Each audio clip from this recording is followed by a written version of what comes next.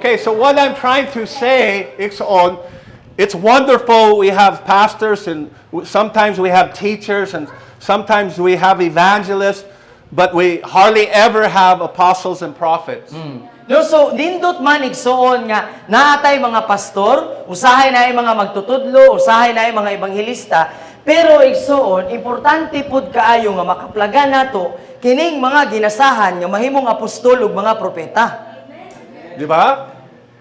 Okay, if God appointed and God gave, do you think it's important, igsoon? Kung ang Ginoo naghatag igsoon ug siya pud ang nagpili ug nagtudlo niini nga mga gasa, para nimo importante ni dili.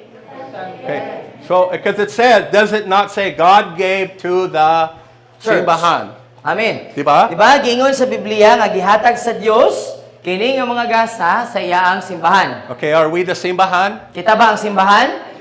Di ba? Kita ba ang simbahan? So, Amen. in the next verse, in verse 12, it tells us why. Diha sa- Nano, why did God give the fivefold? Diha sa versikulo 12, mabasa nimo ang rason nganong gihatag ang 5 ka mga pilo nga gasa. Please read verse 12. It's your turn. Okay. My turn. Gihimo niya kini aron sa pag-andam sa tibuok katawhan sa Dios alang sa buluhaton sa Kristohanong pag-alagad aron tubo ang lawas ni Kristo. Amen. Okay, so God gave the fivefold to do what? No, so gihatag sa Ginoo ang 5 ka pilo nga mga gasa aron nga mobuhat sa unsa daw? Equip Aron sa pagsangkap. equip who? Kinsay sangkapan? Kita. Equip the saints. No, ang mga gibalaan.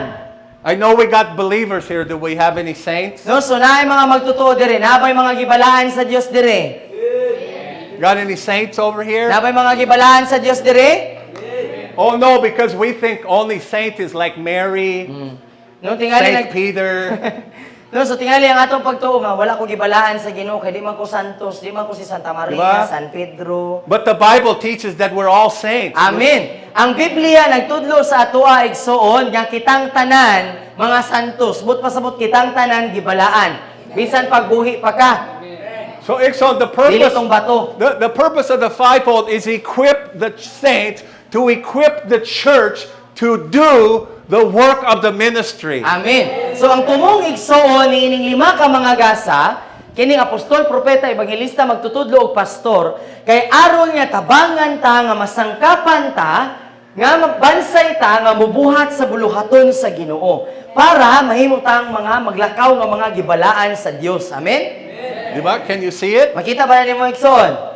What the Bible says? Can Kung you see it? Kung say gingon sa Biblia, makita nimo? So God never planned, it was never His plan for the pastor to be the only one doing the work of the ministry. No man, because the pastor cannot possibly do everything that needs to be done all by himself. Tinuod. He needs help from all of us. Amen. No wala gyud gitakda o giplano sa Ginoo igsoon nga si pastor lang ang mubuhat sa tanan nga buluhaton. Si pastor mangabil, si pastor mag-follow up, si pastor mo bisita, si pastor mo ampo sa mga masakiton, si pastor magdedikar, si pastor magbautismo, si pastor maglubong, si pastor magkasal. Wala na gitudlo sa Ginoo igsoon. Wala na gitakda sa Ginoo nga si pastor tanan. Kaya nagkinahanglan gyud na siya og tabang natong tanan. This is why, no man, our pastors and pastors are so gikapoy, kaayo, No? Mao ni ang rason. wore out. Nung ano nga ang ato mga pastor o ang ato mga pastora, gipangkapoy na. Taking on all the responsibility. No, kay sila mo'y nagpasan sa tanang responsibilidad. Because the church don't know her purpose. Kaya ano, ang simbahan, ang naa sa simbahan, wala kabalo sa ilang tumong. Nung anaaday ko'y pwede nga ikatabang ni pastor, pwede day ako may mabisita, ako mo ampo ato nagmasakiton.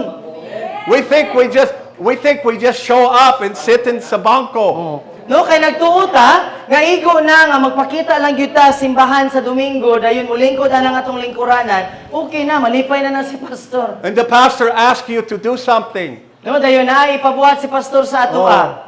Oh no, I'm not called pastor. Dayon mo ingon dayon ta nga di man nako tawag. Di ba? Brad, pwede ka mo bisita ato ni Juan kaya nagmasakiton, ampo ito siya, may ay wala man ko'y gasa sa pag-ayos sa masakiton.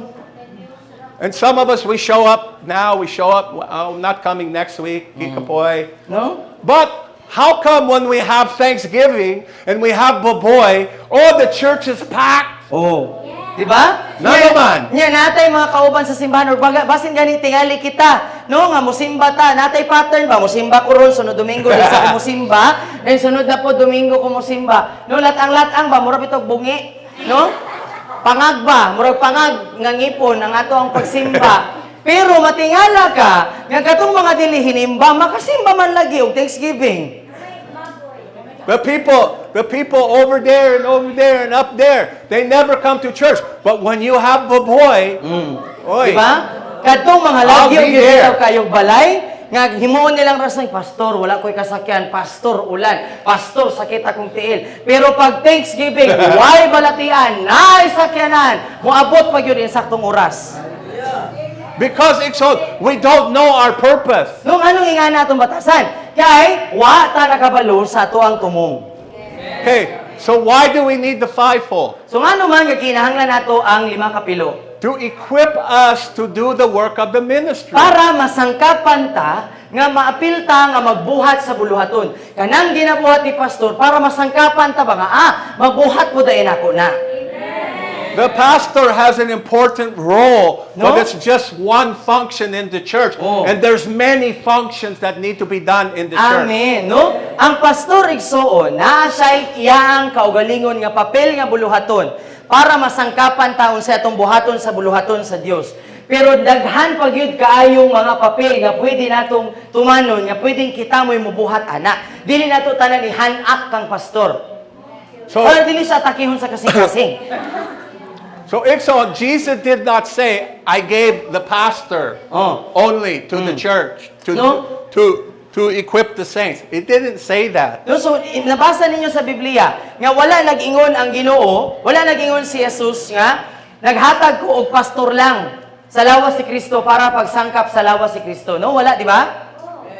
He gave all, apostle, prophet, evangelist, pastor, and teacher, No, so to gihatag- equip the saints. Gihatag sa Ginoo kanang tanan nga 5 ka mga gasa. Gawas sa pastor, naa pa di ay mga ginasahan nga may mga apostoles, propeta, ebangelista ug pagtutudlo para tabangan si pastor sa pagsangkap sa atoa nga mobuhat ta sa buluhaton sa Ginoo. It takes all five. Gikinahanglan ding 5. And every call has a specific function that the other one does not have. Every call has a specific gifting and burden the other ones do not have. Amen. No, day matag tawag igsoon, matag gasa, matag usa ni anang gasa sa 5 igsoon kay naa sila'y gibugaton, naa sila'y kusog nga dili mapasan or wala sa ubang mga gasa. Buot pasabot pinasahi matag usa ka gasa.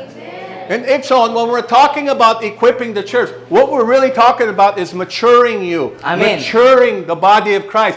Because the body of Christ is not mature today. Amen. No, so kung maghisgot gali tag 5 kapilo, ang tumong niini, ang tumong sa 5 kapilo igsoon kay aron nga hangtungon. Buot pasabot patuboon nga dili ta magpabilin nga puya nga nagsigig didi, sige pag-ilisan og diaper, no nga magsige lang no? Sige ra ta og ngawa nga kung mahinawaing gani sa wali di na mo simba para manubo tang tanan. Amen. The pastor cannot mature the church by himself. Kaya ano igsoon, kung si pastor lang, dili niya kaya nga patubuon tang tanan. The pastor's gifting and calling is extremely important. No? Ang gasa sa usa ka pastor, hilabihan gyud ka importante. Grabe ka importante ang pastor. They're to shepherd the flock. No kay trabaho sa pastor mao ang pagatiman sa panon. But we need more than just a shepherd. Pero labaw sa pagatiman sa no dili lang kutob sa pagatiman ang atong gikinahanglan. We need the function of an apostle. Nagkinahanglan pud ta sa trabaho sa mga apostoles. They have a different burden, different Kay kasing-kasing. lahi ang gibugaton sa mga gitawag sa Ginoo nga mahimong apostoles. We need the function of a prophet. Lahi ang kasing-kasing sa mga propeta.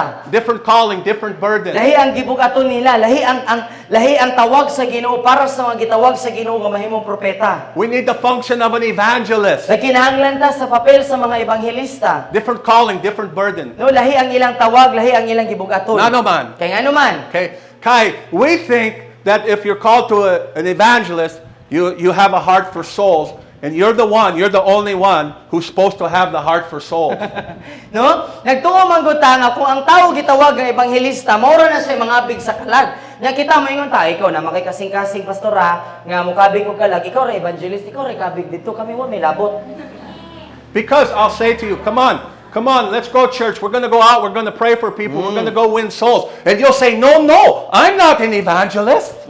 No? Kaya nga nung ikinahanglan natong ebanghelista, kaya ang mga ebanghelista, ang ilang kasing-kasing, dasigon ta nila, silaban ta nila, nga tara mga bigtag kalag, mga ta sa kadalanan, mga ampo ta, no, mga bigtag kalag, i-share nato ang ebanghelyo ni Kristo. Kaya kasagaran nato, mingon ta, ay, dili lang kumukuyog, kay dili man na ako tawag ng mga big og kalag. But the Bible teaches us that we all should be able to win souls. Pero igsoon ang Biblia nagtudlo sa atoa nga ang tanan nga Kristohanon dili lang ebanghelista ang dapat mangabig og kalag, kitang tanan dapat mangabig og kalag. The purpose of the evangelist is not to just win souls. The purpose of the evangelist is to come into the church and inspire you. Amen. Inspire you and Amen. teach you and how to carry the burden for souls, and then send you out and show you how to Amen. win those No, souls. so kining mga evangelist, kining mga gitawag sa Ginoo nga mahimong evangelist, moabot na sila sa simba, dili lang nila tawag igsoon nga mangabig og kalag, dili lang sila ang mukabig og kalag. Moanhi na sila sa mga simbahan igsoon, moadto sila sa mga kasimbahanan para dagkutan ang matag usa kanato nga makadawat ta og kasing-kasing nga kita pud badilaaban ta mga ganahan pud ta mangabig og kalag. It's not just the inspiration of a man. He's carrying the inspiration of the Holy Ghost, the heart of Amahan for the lost and dying world in our communities. Amen. No, so dili lang sa pagdasig nga gikan sa usa ka tawo, apan pagdasig nga inspirado dinihugan gikan sa balaang espiritu nga makadawat ta og pagpadayag ba nga amo din ang kasing-kasing sa Ginoo para niining ako mga silingan. Does this make sense to you? Nasabtan Igsoon? nato igsoon. And in our churches, we have, I'll use youth for an example. No, so sa atong mga kasimbahanan, gamito nato isip nga pananglitan natong example, no, ang mga batanon, mga young people. We have young people in our churches, di ba? No, di ba natay mga young people sa atong mga kasimbahanan. Amen. But when you're old like me, everyone is young. Pero kung moabot ka sa edad nga pareha sa iya ang tanan bata. Tanan. Okay.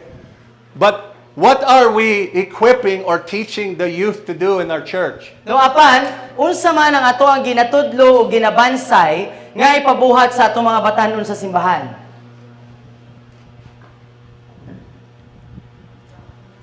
What if you can't play an instrument? What if you can't sing? No, so kung dili ka kabalo mag-drums, di ka kabalo mag-correct, di ka kabalo mo kanta, Then what can you do? unsa may imong mabuhat? Make a sandwich? Ana dad? Sweet. Sweep the floor? That's good. Maayo na. But is that the purpose of God for you? Pero mao ba na ang tumong sa Ginoo para sa imo? Igo na lang bagyo ka manilhigay? No, that's not the purpose of God for you, Igsoon. No, dili na diha kutob lang. Dili na mao ang giingon sa bulong sa Ginoo nga dagkong mga butang. Labaw pa sa iyong mga gibuhat. Kay for sure si Jesus kabalo manilhig. In our churches, our youth, God has given them giftings and callings and burdens. They don't know what to do with it, and it's going to waste because we don't understand their purpose. No? So sa mga kasimbahanan, babot pasabot sa tibuok kalibutan, daghang mga batanon nga gibutangan sa Ginoo gibugaton, gitagaan sa Ginoo mga gasa, tawag, nga dili nila mabuhat tungod kay wala nato sila natudluan kay wala sila nakabalo unsa ila ang tumong. Mura nga sayang lang. Okay, so what happens in many of our churches, and you be honest with me, the youth, after a while of going to church, raised in the church, by the time they go to college, they're bored. They get bored in church. Many of them get bored and fall away. Di ba? No, kung mahimo bitata mga matinud-anon, kasagaran sa mga batanon, sa mga bata ang ipadako sa simbahan, no, cute kayo nga nagdako sa simbahan. Pagdako mahimong mga young teens, mahimong young people. Pag mahimo na silang college, kung mag-college manggaling sila, moabot sa punto nga buringan sila, mubiya sila sa pagpangalagan. Because they're not taught their purpose. Ngano man? We're not equipping them. Tungod kay wala nato sila nasangkapan. Wa sila natudloi unsa ila ang tumong. And most of the young people in our churches, they just can't wait to do something for God. They want to see the real presence of God. They want to experience the real glory of God. Diba? Kaya wala ta kabalo ba ka, kining atong mga batan-o, nagdilaab man guna sila, puno sa mga panghandoy, nagdilaab na sila sa kalayo ug kusog sa Ginoo, nga gusto mo buhat sa mga buluhaton sa Ginoo, ug gusto nga masinati sa presensya sa Ginoo. They're looking for something real and genuine instead of religion and tradition. Nangita na sila tinuoray ba? Nangita na sila unsay tinuod, no kaysa sa kung unsa lay relihiyon, tradisyon. Maujud, Diba tinuod? you agree? God has a call on you young people. Amen. Amen. Ang Ginoo na itawag ninyo mga He wants to batanon. use you powerfully and mightily. Gusto sa Ginoo nga gamiton mo sa gamhan ng mga pamaagi. It's true, Iksaon. Tinuod na igsoon. And then we have many older people in the church that they were young ones, but they've wasted their calling. They've wasted God's purpose for their lives because they've never been taught that God wants to use you as well, no matter what your age is. Amen. Kunya daghang mga nangidad na sa sulod sa simbahan igsoon nga nagsugod nga batanon yang people sa una apan nawad-an og kalayo nagpabilin nga nagsimba pero wala na gyud gana wala na kalayo wala na kadasig igsoon tungod kay wala na tudluan sa excuse me kung unsa ang tumong sa Ginoo sa ato ang kinabuhi no nga wala ta natudluan ba nga bisag pilay imong edad. No wala siya naglantaw ang Ginoo sa paggamit sa atua sa kung unsay atong edad. Mabata man ka, bayong-bayong man ka, young teens man ka, young people man ka, or idara nakagamiton gyud gihapon ka sa Ginoo. Because we think our purpose is to be good moral people. Go to church, pay a tithe, sing a song, eat some pagkaon. Bye-bye. No tungod kay Makita ta sa sunod Domingo. Bye-bye. Tungod kay nganong ingana ang kinabuhi kasagaran sa mga Kristohanon. Tungod kay limitado ang atong pag-ilabas sa tuang tumong isip ka Kristohanon nga naanad manggod ta nga basta mo simba lang ko Domingo, mukanta ko kung moingon ang MC diri tindog mo tindog pug ko, pag moingon sa lingkod pug ko, pag moingon nga tithes na mohatag pug kog tithes, then mukaon sa giandam nga paniud to, then uli sunod Domingo na pod. No, balik-balik ba nagtuo ta nga diha ra kutob ang ato ang tumong isip ka Kristohanon. Pero dili diha ra kutob. And Ikson, because we have no relationship with God, we come to church and what do we do the other 6 days of the week? No, nya tungod kay wala tay suod nga pakigrelasyon sa Ginoo, unsa may ato ang ginabuhat sugod ang Lunes padulong Sabado. What happened to these young men when they go to Esquilahan and everybody in Esquilahan is trying to pull them away from the Lord? Diba? Unsa may mahitabo aning mga kalalakinan, mga batanon nga kalalakinan. Nga ini, di ba? Lunes hangtod sa Sabado man tingali usahay, no? Naamoy buhaton sa eskwelahan. Unsa may mga impluwensya nga inyong makuha dito sa eskwelahan? Diba? The temptation. Oh, what's wrong with you? You don't want to smoke with me? Huh? You don't want no tuba? Huh? Tuba. Grabe po, kulating rapodan. Di ba? O, di ba, ang mga tentasyon, mga kabatanunan, sa inyo ang mga amigo, no, Come inyo on. mo bayot, dili manigarilyo dili mo inom. Tunood! Di ba? You know it's true. O, di ba, tinuod man yun na. Ang tentasyon ba, ang pagduot, ingon ka nga, But when we know our God and we know our purpose, we say, no, devil. correct. No. Diba? No, kung kaila ka, sa imong tumong ba, kabalo ka sa imong tumong. Kabalo ka kinsa ang imong Ginoo. Moingon jud ka sa imong classmate, dili ko demonyo.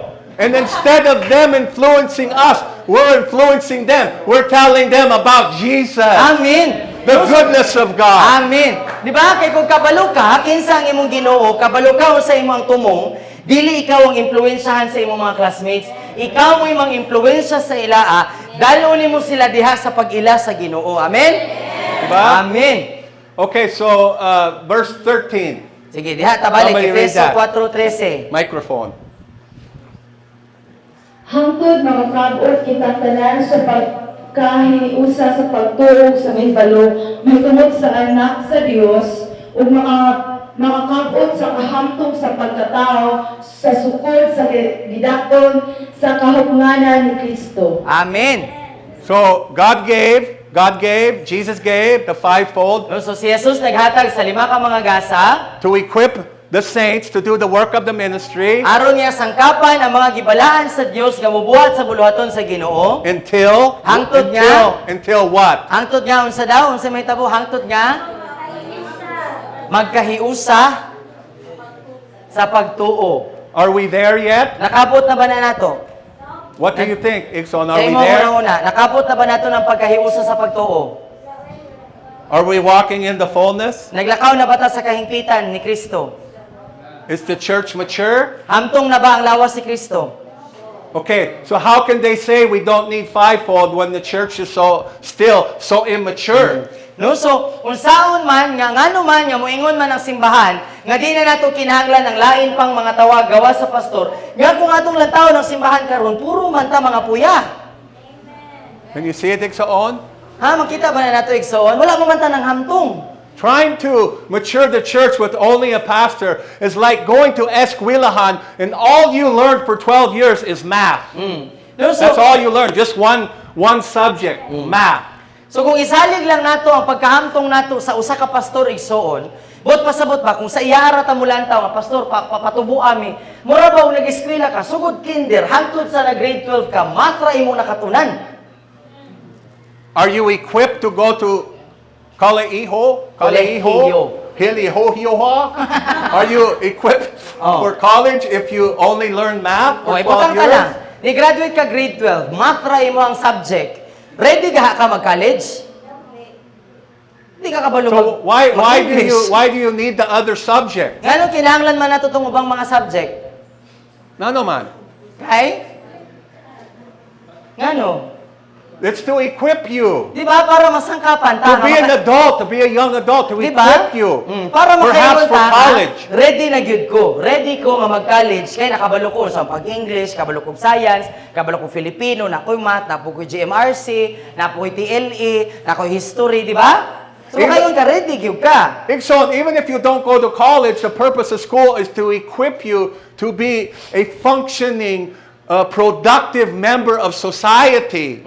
No, so bisan pa man gani nga dili ka maka-college or dili ka mo eskwela sa kolehiyo, ang tumong nganong ng eskwela ta kay para masangkapan ta o mabansay ta nga mahimo tang dili para dili ta mahimo mga tampalasan niining katilingban. To get a job. Di ba para makatrabaho ta ba? Di ba para mahimo tang may Raise a family. para natay gamit niining katilingban para So- makapatubo ta sa atong pamilya. So what are Amen? the subjects in school? What are they? Math? Unsa man kayo mga Science. subjects sa science, math, English? Filipino, Filipino? Physical education? natay PE. Di ba? Do you have history, geography? O, di ba nata, araling panlipunan. Di ba? Social studies sa atua. Nano man. Ngano gikinahanglan man na nato? Okay. So what the church does is we say, we don't need apostle, we don't need prophet. It's like going to school and say, we don't need history, we don't need science, we don't need physical edge, I only want to learn math. Di ba? So, unsay ginabuhat sa lawas si Kristo karon igsuon, kay muratag nang eskwela ba? No nag-enroll ka, unyang moingon ka, nga na kay mga subject nga gi-enroll. No, dayon moingon nga, o sudli ni nga mga subject, moingon ka nga, ay dili ko ganahan mo sulod aning English, dili ko ganahan aning science, dili ko mosulod sa Filipino, dili ko mosulod sa history, sa math ra ko mosulod. Can you see it? Makapasarga ka? Oh. How can you be equipped without all? Di ba? Oh, you will fail. And does the math teacher say, oh, I don't need the history teacher, I don't need you English teacher, I don't need you physical education teacher? But in the church we say, I don't need apostle, I don't need prophet, I don't need evangelist. We No? only need pastor only. No, so ang math nga teacher, dili siya moingon nga, ako ray tudlo ninyo tanan, ako ray tudlo sa tanang subject. No, dili na siya moingon ana. Dili siya moingon nga, dili na ninyo kinahanglan ang science, dili na ninyo kinahanglan ang English, dili na ninyo kinahanglan ang Filipino. Pero sa lawas si Kristo, ing ana nga atong ginabuhat, di na nato kinahanglan ang apostoles, di na nato kinahanglan ang propeta, di ta kinahanglan og mga ebangelista, di ta kinahanglan og magtutudlo, si pastor atong gikinahanglan. Pastora nga atong gikinahanglan. Is any of this making sense to you? Nasabtan nato? Making sense to you? So, God has a plan for us, No, igsoon. pero naay plano ang Ginoo sa ato It's a much igsoon. higher plan than what we've experienced so No, far. labaw pa sa kung unsay ato ang ginakasinati karon. Okay? And He wants to use every one of us Gusto niya nga gamiton ang matag usa ka nato. to operate in the supernatural, Amen. Nga makapamuha ta sa labaw sa kinaiyahan. to operate in miracles and healings and signs and wonders. Amen. Lubot pasabot gusto sa Ginoo ba nga gamiton ta sa mga milagro, nga mubuhat ang mga milagro, nga magmangayo ta sa mga masakiton, ayuhon nato ang mga nagmasakiton, mubuhat ta sa mga timailhan ug mga katigad-an. We can't represent Jesus Christ for who He truly is without the power of the Holy Spirit in our Amen. life. No, kay dili ta makapamuhat igsoon, dili ta makarepresentar ni Jesucristo sa iyang pagkasiya kung wala ang gahom sa balaang espiritu sa atong kinabuhi. So His plan for you is to help you redeem our communities, our cities, our islands, our nation. Amen. That's the plan of God for the church. Amen. Ang plano sa Ginoo para sa imo ay igsoon ug para sa atong simbahan. Mao nga kita mo iya ang gamiton para nga lukaton ang atong mga kasilinganan, ang Dapitan City kung asa man kagikan, ang isla sa Mindanao, ang tibuok Pilipinas. Muna'y plano sa Ginoo sa imo ang kinabuhi. So gusto niya nga gamiton ka nga ikaw may mulukat ato ang tabangan ng Pilipinas ba ang tibuok nason, ang mga katawhan nga makaila sa Ginoo gikan sa kangitngit. Amen. And God needs everyone in the church to be willing to submit to Him and follow His will and plan for them. Amen. O gikinahanglan jud sa Ginoo igsoon nga ang matag usa kanato mahimong mapainobsanon ug masinugtanon nga musubitar sa atong kaugalingon nabuhaton kung unsa ang plano sa Ginoo para sa atong kaugalingon. Okay, Ixon, so what does God say? What is the qualification to be a disciple? No, so unsa man ang kwalifikasyon nga mahimong usa ka tinun-an igsoon? Do you know? Kabalo ba mo? What did Jesus say? Unsay giingon ni Jesus? Unsay kwalifikasyon kung ganahan ta nga mahimong tinun-an or sumusunod?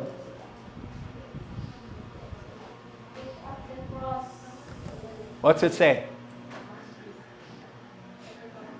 Ato qualification. Oh, many places. Matthew chapter 13, other places. No, makita nato na sa Mateo, na sa Lucas. Okay.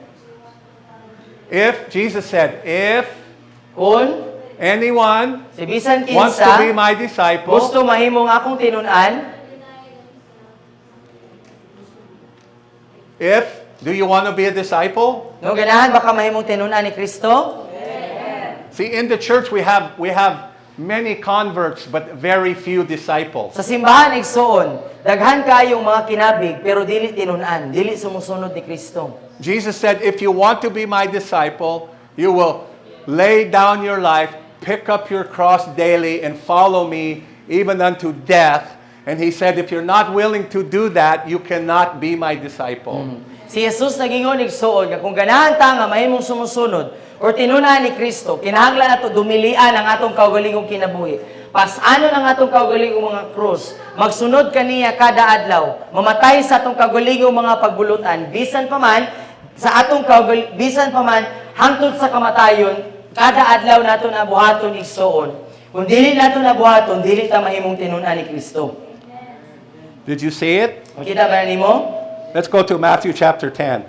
Ang tawag ani diha sa Mateo 10. Okay?